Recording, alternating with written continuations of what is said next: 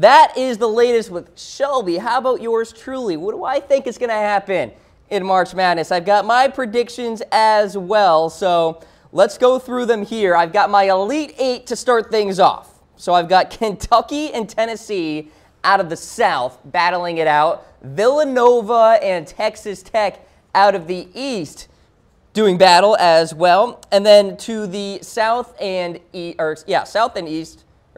West and Midwest, Gonzaga battling Michigan, and then NC State. Yes, NC State taking on Michigan State in the Midwest. You got to get crazy with this bracket this year, ladies and gentlemen. I just have a feeling that's how it's going to happen. There's going to be a lot of parity, a lot of change, and I'm thinking NC State could be that crazy Cinderella-type team to make it all the way to the Elite Eight. Do they get all the way to the Final Four?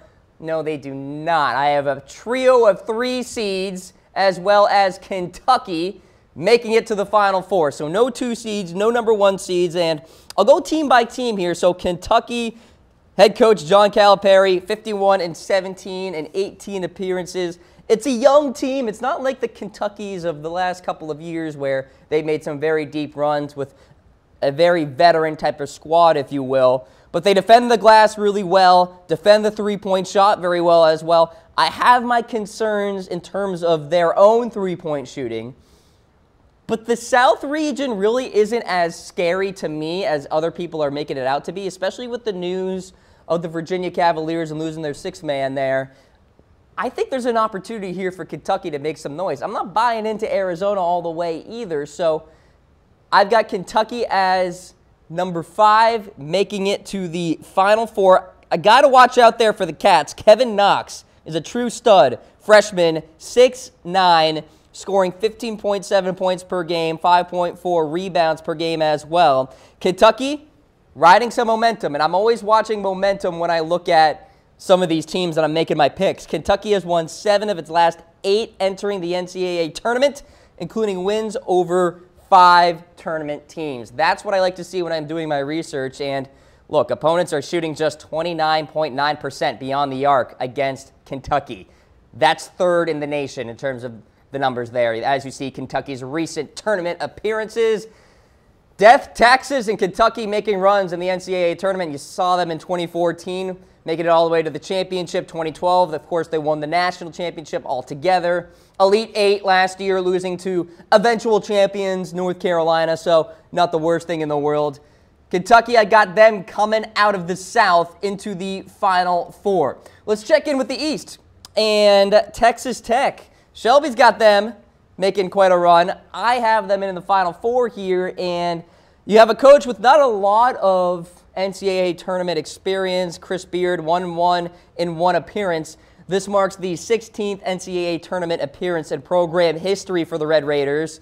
They'll be looking to advance past the first round for the first time since 2005. So a little bit of adversity here for Texas Tech to kind of battle through. But senior guard Keenan Evans is a guy to monitor here.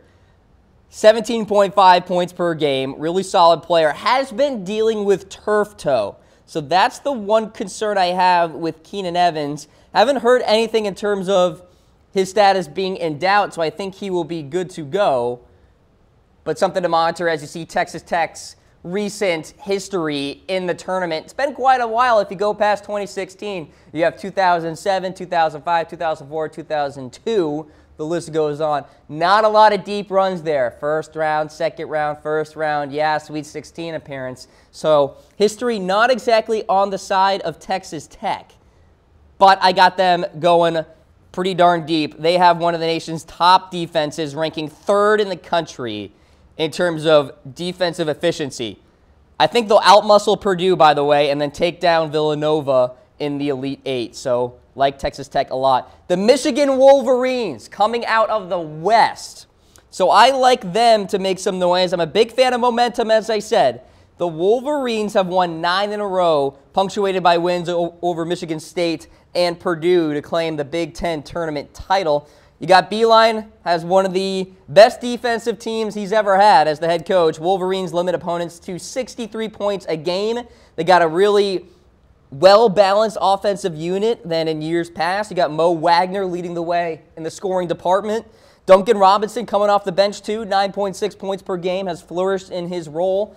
And then Michigan is a team that will slow you down and then suffocate you defensively. They're number 5 in the nation in adjusted defensive rankings, and they turn you over too. They're 3rd nationally in steal percentage. So Michigan is aggressive. They're kind of like West Virginia, but the thing with Michigan is they score better than West Virginia. So that's why I have Michigan going to the Final Four and not WVU. All right, and then finally, Michigan State out of the Midwest. I am expecting ultimate chaos coming out of the Midwest region, and I think at the end of the day, the Spartans come out on top. I think an early exit from Kansas could happen. I think a big run from NC State is going to happen. As you saw, I have them going to the Elite 8. NC State has some fantastic guards that shoot really well. And if you have really hot guards that are just riding momentum, that spells good news for you in March Madness. So NC State, sneaky team, guys, that I think you should really look at when you're filling out your brackets. I think the Spartans will beat Duke in the Sweet 16 and obviously take on NC State and then beat the Wolfpack in the Elite 8. So Michigan State, a team I absolutely love. And in terms of the national championship, I've got Michigan State beating the Michigan Wolverines, 3 seed versus 3 seed, in the national championship. Talk about headlines, talk about TV ratings, just from a Michigan standpoint. Led by Tom Izzo, the Spartans, 47-19 in 20 appearances. Some names to monitor here with the Spartans. Cassius Winston, sophomore, 12.6 points per game. Pretty darn good player. You got Miles Bridges, of course, the 6'7 sophomore, 16.9 points per game. Has a really good free throw percentage, 88.3. Michigan State leads the nation in assists, blocks, rebounding margin, and field goal percentage defense. I'm in. I'm buying in. That's all I need to see.